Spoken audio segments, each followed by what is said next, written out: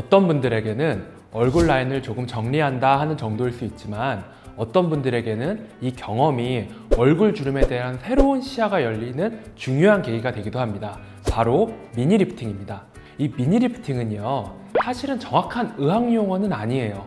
그래서 많은 병원들에서 이 이름을 사용을 합니다. 하지만 절개가 짧은 리프팅이다 하는 부분만 비슷하고 그 속내용은 굉장히 다른 경우가 많습니다. 사실 이런 절개가 짧은 간단해 보이는 수술일수록 오히려 수술을 하는 의사의 머릿속은요 더 복잡해지는 게 맞다고 봅니다.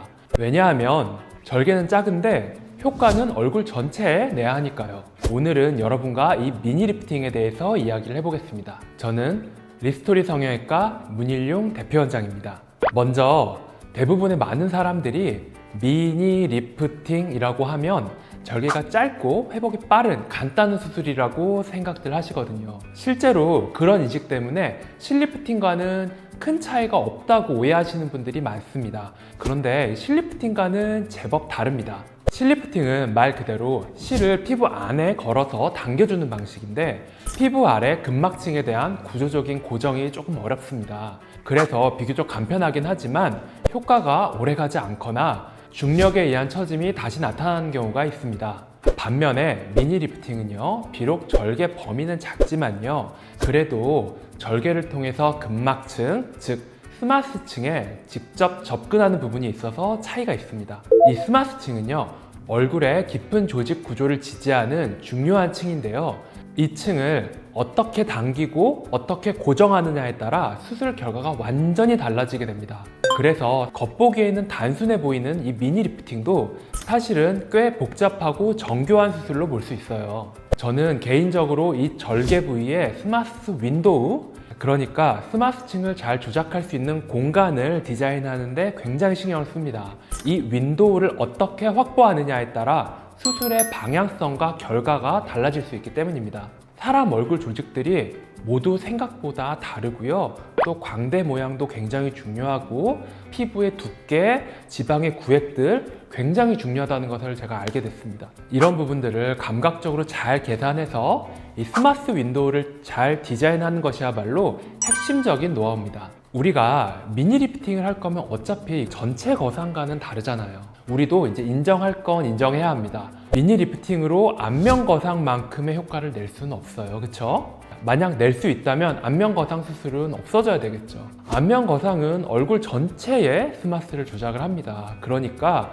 이 미니 리프팅에서의 스마스 윈도우 조작을 만약 이 사람이 안면 거상을 했을 때 스마스 박리를 디자인을 하고 최대한 그와 비슷한 방향으로 그 얼굴에 맞춰서 하는 게 중요합니다. 이런 부분들을 고민을 하면서 미니 리프팅에서도 결과의 차이가 나기 시작했습니다. 그리고 또 하나는요, 미니 리프팅은 앞서 말씀드렸다시피 헤어라인 쪽에 2cm 전후의 작은 절개로 진행된다는 점이 핵심입니다. 그런데 효과를 극대화하기 위해서 어떤 분들에게는 절개를 조금만 더 늘리면 효과가 2배가 되겠다 싶을 때가 있어요. 그 경우에는 몇 cm 정도 더 절개를 하겠다고 제가 설명을 드리기도 합니다.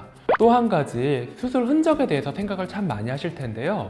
미니 리프팅이라는 수술에 대한 접근을 하실 때 가장 핵심은요, 최소한의 흔적과 빠른 일상생활 복귀입니다. 이 수술은 이 포인트에 근본이 있다고 봅니다. 미니 리프팅을 고려하시는 분들이 가장 많이 걱정하시는 부분이 바로 흉터와 탈모인데요.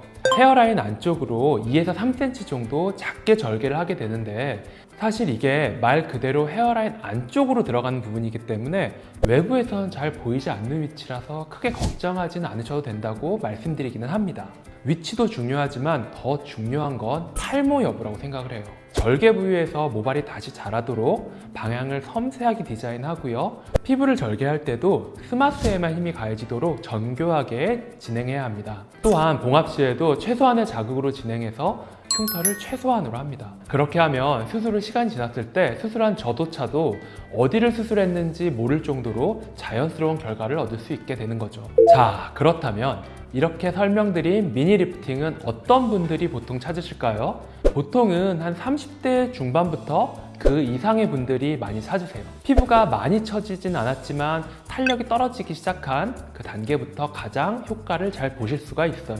평소에 거울을 보실 때 팔자, 입가, 볼살, 턱선 예전과 다르다고 느껴지기 시작하셨다면 그때가 적기입니다. 또 중년 이상의 분들도 안면 거상은 하고 싶지만 수술이 조금 무섭고 또 회복 기간도 좀 부담스러우신데 실리프팅은 해봤지만 아쉬웠던 분들, 이런 분들이 미니 리프팅 해보시는 거 굉장히 좋습니다. 무엇보다도 티가 나지 않게 자연스럽고 비교적 빠른 일상 복귀가 가능합니다. 많은 분들이 꼭 기억하셔야 할 부분이 있습니다. 간단해 보이는 수술일수록 의사의 머릿속은 복잡해져야 된다는 것입니다. 어느 의사에게 수술을 받으시던지 그런 고민들은 분명히 누적이 필요합니다. 간단한 수술이어도 그런 고민을 많이 하는 의사에게 받으시면 좋겠습니다. 지금까지 리스토리 성형외과 성형외과 전문의 문일용 대표원장이었습니다.